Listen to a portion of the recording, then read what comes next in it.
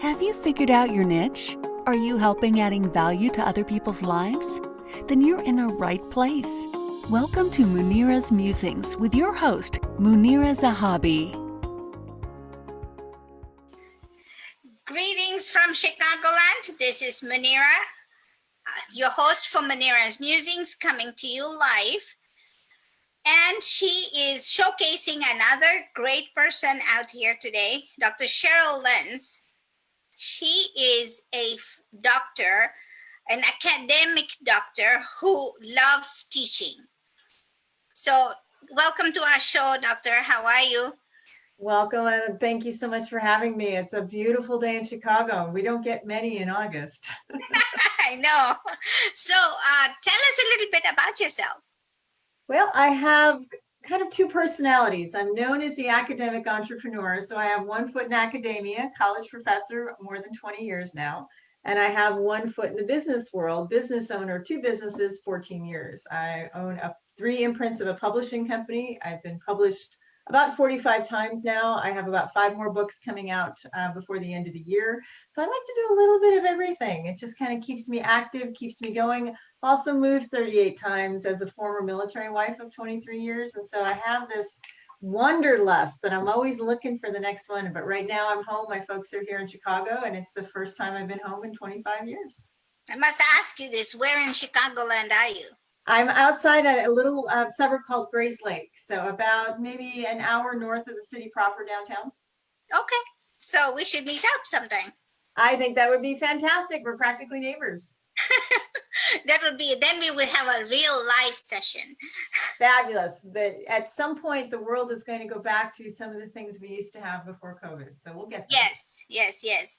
So you said you moved 23 times. I've done the same, but not as many. I wasn't a military wife, but just didn't know how things worked in America. So I moved quite a bit. I am now in Chicago as well. But you said you have written 44 books. What are your books about, and which one's your favorite? Oh, goodness. I have a few leadership books.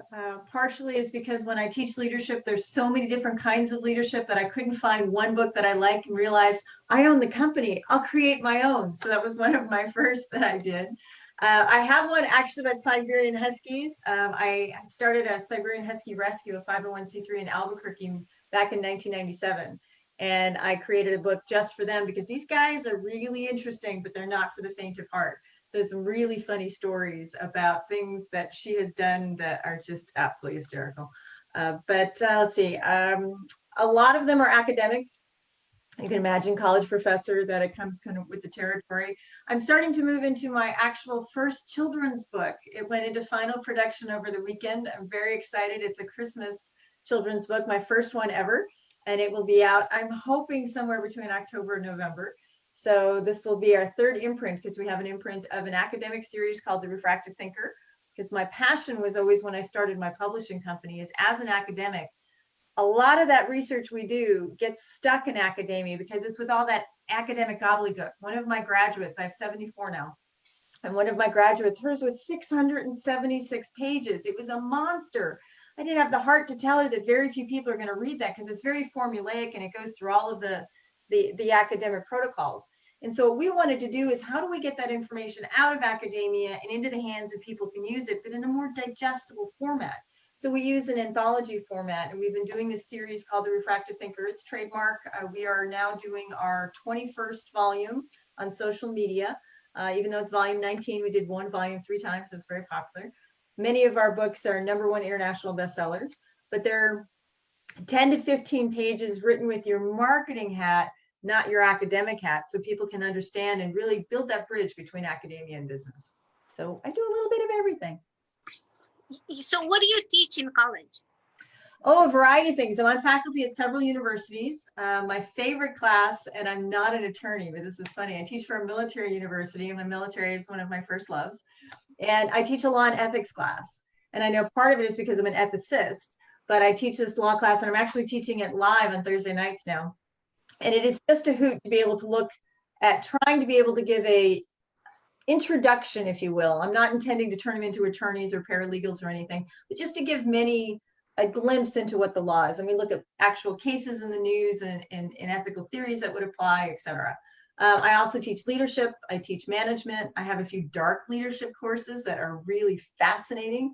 Right now, I'm teaching an executive coaching course. And then I have my doctoral students that I work with, that I will take them through their doctoral journey as a doctoral mentor and committee member. So a little bit of everything, depending on which university I'm teaching for. So when you were moving on as an Army wife, how did you have time to become a professor and get your PhD and all that? I mean, this is such a fascinating story. We were with the U.S. Air Force, and we were stationed in Tokyo, Japan, at Yokota Air Base. And I remember that the U.S. military was willing to pay for my master's degree. And I said, if they're willing to pay 75% for my master's degree, I'm in. So I started my master's when we were in Tokyo at one of the base universities. It was Troy State at the time. Now it's Troy University. They're all grown up. But here's the fascinating thing, particularly with COVID. When I started, I wanted to be able to stay with the same university when we moved back stateside. But then, and this was more than 20 years ago, is the fact that distance education is what we called it, was a VCR tape in an email address. yes. And now I can teach on Thursday nights from my home in Chicago to Air Force or military bases around the globe, live and in color. We have come such a far way to come this, but I actually earned my master's part online because when we got back from Tokyo. But this is the fun part about, you asked how I started teaching. When I was in Japan, they needed native English speaking. And as a spouse, it was a wonderful employment opportunity. So I actually taught for the very first time. I had private students, and instead of an English teacher, I really considered myself more of a linguist, because they wanted the pronunciation that they couldn't get from Japanese speakers. And then I actually taught in the Japanese school system, K through 4. Fascinating experience. And so I never thought I would be a college professor. And you're right, with moving around so much, the fact that I've done anything more than a few years is magnificent. But yes, I was able to, with my online and have computable travel, I was able to still maintain. I would sometimes teach 3 or 4 different formats, sometimes in the classroom, sometimes online, sometimes a hybrid. But yes, believe it or not, I've been actually teaching for more than 20 years using those kind of varieties. And so when COVID hit, it wasn't a big deal for me. I've been teaching online for more than 20 years. The only thing that changed, I'm doing more of it because it takes a lot of training with some of the sophisticated technology that a lot of people are getting used to now, we've had for 20 years. And so all of the Zoom calls and interviews we've always used. So I'm not doing much different other than I'm carrying more than 100 students right now to help out. Your life is pretty fascinating. I mean, I know Army wives are considered, oh, you know, they're just Army wives, but I've met quite a few people who have, you know, just stepped out of their threshold and done something amazing stuff, right? They raise kids and the kids are moving. And then I know the kids say I was an Army brat, but it's an experience that nobody ever gets. Well, it's tough because I didn't care for it at the beginning. I started our Air Force career when we were in Spokane, Washington. Our very first base was Fairchild Air Force Base, search and rescue base. And it was my first, I mean, all of the men in our family have served, from the Navy, the Marines. My father was Air Force, my brother's Navy. And it was an interesting experience, but it was tough because when I would find a job I loved, and one of my very first business mentors was in Spokane, that I would have to move every hour, maybe year and a half to 2 to 3 years. And so I've had an amazing career of things from, I worked with the Shrine Circus. I worked with the Spokane Opera House. I did national security clearances for 5 years. I was in radio, I was in TV. And so here's the opportunity to say, well, why do we only get one thing, right? When you're a kid and everyone's like, what do you want to be when you grow up? I didn't know.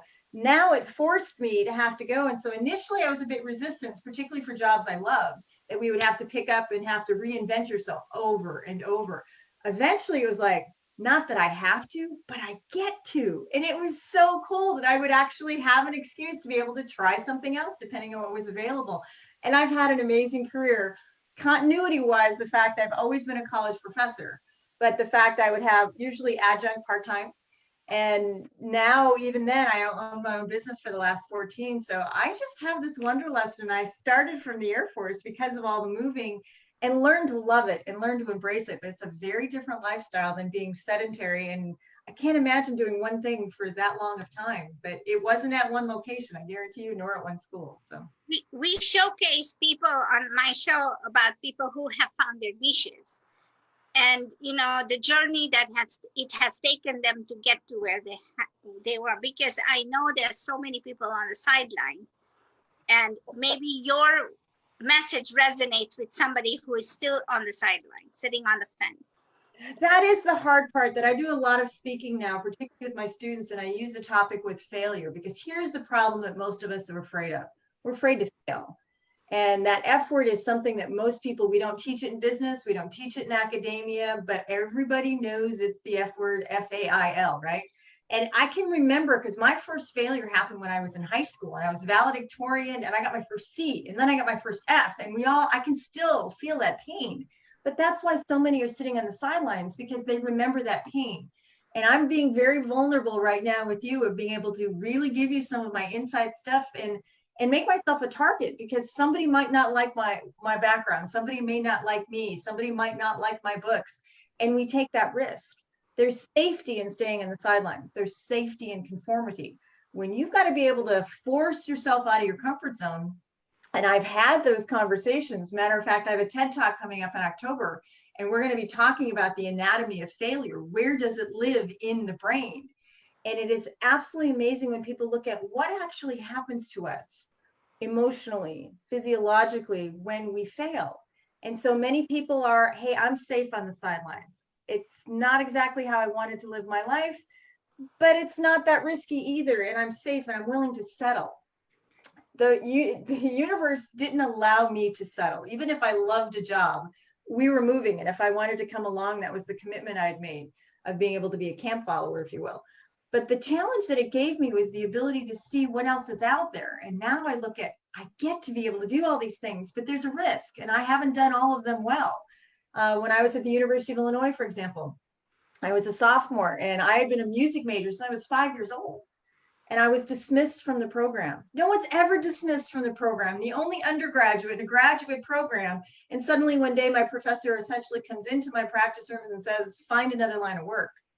Who does that? And so I've had to learn to be able to, this resiliency, I had to learn. And for some things, I will tell you, I'm not the sharpest tool in the shed, because the day that music died was more than 30 years ago. I've only corrected that since this very past November of 2019, right before COVID hit. A baby grand piano found me. And so the solution to not sitting on the sidelines is to be open to possibilities. And it's tough.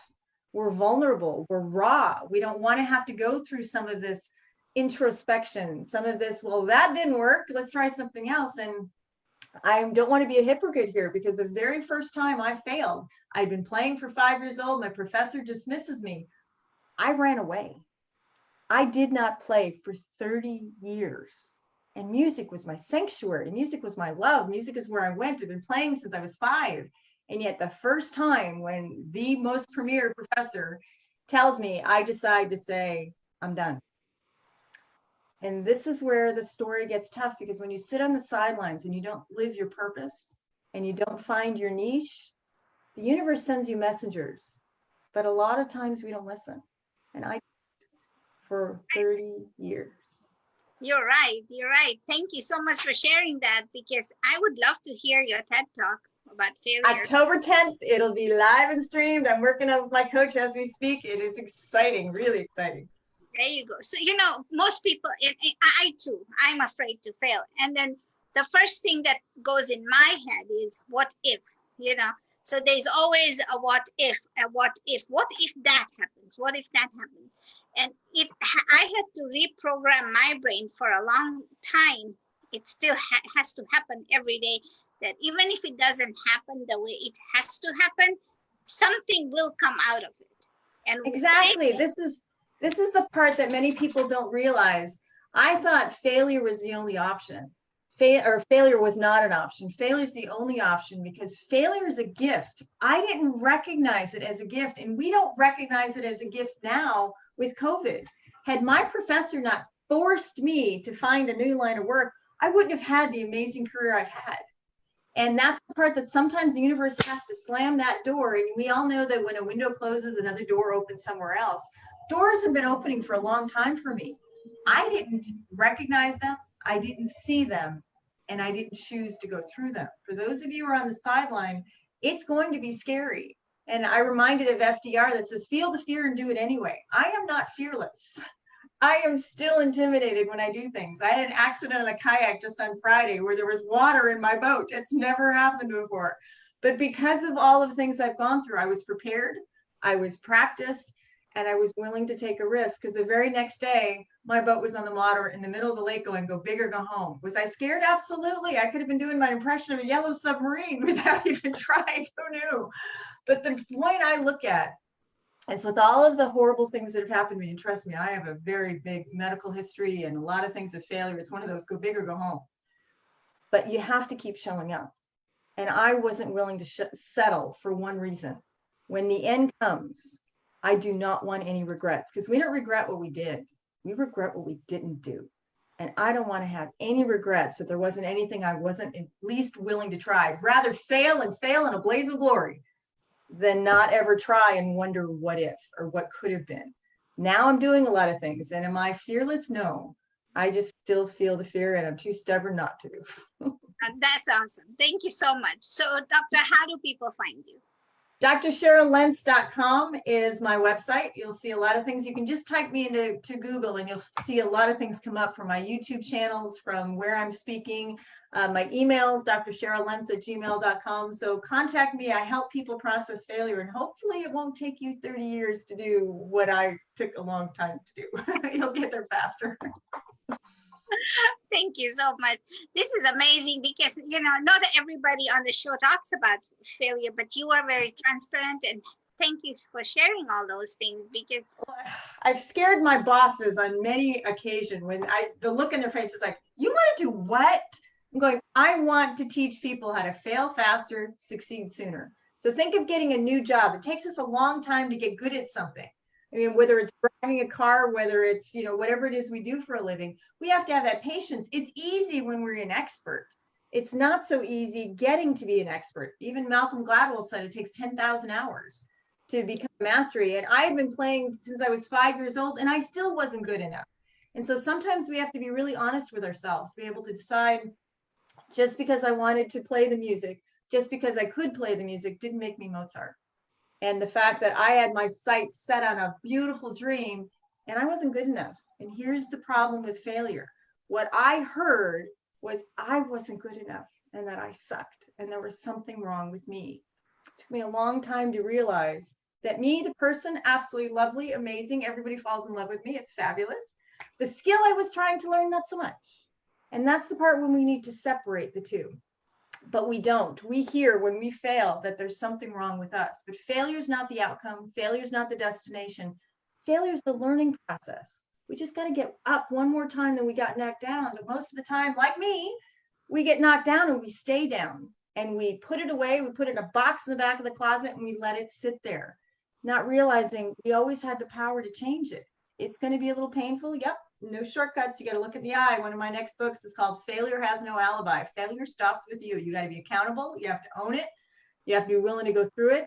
But once you get on the other side of it, it's magnificent. And I wish I would have known this when I was 20, and I wouldn't have spent 30 years waiting for something to find me, that I always had the power. I just needed to have a mentor. And this is what I do for a lot of people, is help them in the moment, mentor them through that process. Because I often wondered, had my professor not just dismissed me from the program, but helped me deal with that failure, might I have had a very different outcome? I don't know. But I would like to think it might not have been as painful. So this is what I can help for your audience, is find someone, if not me, someone else, to help you get to the other side faster so you can get to the good stuff. Because life is amazing now. I've had an amazing career and it keeps getting better. But you said something brilliant, and I want to make sure your listeners heard it. It's a muscle you have to work every single day. I'm not always Susie Sunshine. Let me tell you, when there was a hole in my boat, I was anything but Susie Sunshine, trying to be able to critically think through it. But it's a muscle. Like you build your body, you build your brain. And failure is just the ability to not stay on the sidelines. There's a whole world waiting for you to grow, but it's going to be a little painful, and you got to be willing to risk it. And I think a lot of people are willing to settle for a life half lived, and I'm not. I'm willing to have everything that is absolutely going to be out there. And it just, like you said, also, it doesn't always look like we think it's going to look. Sometimes it's even better. Yes, yes. You know, my mother used to say that all the recipes that come out, the great ones, were an accident in the kitchen. Well, Just if we look like at that, Post-it make it notes, happen, folks. exactly. Post-it notes was a giant failure. Viagra was a giant failure. That wasn't the original purpose. It was a heart drug. Post-it notes was who knew that a glue that didn't stick, which was a failure on one level, was a coup for someone else. So it's all about perspective. And this is the part I have to try and see my students. That's my role as an educator, to help you see what's already there with fresh eyes. Is the glass half empty? Is the glass half full? I like the middle. Fill your glass. You've always had that option. Let's go ahead and figure out with the next ending. You don't like the ending? Rewrite it. There's always a way that you can get out your pen and predict the future is by writing it. But many of us, we allow the world to happen to us. The world happens for us. It gives us the message, we learn the lesson, and then we move on to change the world. And I change the world every day. Thank you so much. So, ladies and gentlemen, there you go. You've heard her. She is the expert on failure. And, you know, it's not fail. You know, we make it sound like a bad word. It's not. It's not. Because you know what? Everybody in this world has had to test, fail to become perfection. And nothing is perfect, because let me tell you something. Everything that's out there has a better version of it coming out. Even Apple does it, and Microsoft did it. And, you know, we get new stuff every day. Why do they do that? Because the old one is a little bit older, and now we need a new one. So if that can happen, they haven't failed. They're just making it better. And if that's happening for all the other big companies, what's stopping us? I think that's very appropriate, because my world shifted as soon as I started to recognize that failure wasn't the worst thing that happened to me, but the greatest gift I could ever give once I learned what was in the box going, wow, as opposed to, ew. But you have to take it out. You have to take off the ribbons. You have to look at yourself. And we don't like to be vulnerable. We don't like to be in pain. We like to have all the answers right now. The more of an expert you are, the more you're going to struggle with this, because you want to go and a lot of people want to have 45 books to their names. I had to start with one. I have my first children's book. And let me tell you, it has humbled me beyond words, because it's not like anything I've ever done. And it's been one of the hardest things I've ever done. But if we can see failure as all right, what's the lesson here? What can I do that's going to be able to shift me? And now there's some amazing things, but you've got to start with the willingness to try and the willingness to put your ego on the shelf. And that's painful. But there are lots of unfortunate gifts I have that I'm trying very hard now to correct, because not only did I lose music 30 years ago, I lost the love of my life 30 years ago. Oh. And that's a hard one when you don't get the gift of intelligence when you're young and you're foolish and you make really decisions that will affect the rest of your life. But I'm hoping that many of your people will learn that there's help in failure. There's gifts in failure. There's positiveness in failure. But yeah, that 4-letter word scares most people. They can't see it that way. And so I'm here to tell you, please don't take 30 years. Don't lose the love of your life before you realize the gift that many of these failures are. You just got to work a little harder. That's all. There you go. Thank you, everybody. If you want to find what Dr. Cheryl is doing, get her books, just go to her website, drcheryllentz.com. And she is going to put the link down into our Facebook post that's live. Go ahead and take this next step. I hope you do this with or without somebody's help. Just take the first step and fly. Like Dr. Paul Martinelli says, grow your wings on your way down. And it's going to happen. With all of that, you gotta believe. Yes, you gotta believe. With all that, thank you so much for joining us, and have a wonderful week. Thank you for listening to this episode of Munira's Musings with your host, Munira Zahabi. If you enjoyed our show, please share and subscribe to this channel. And for more content, please join our Facebook group.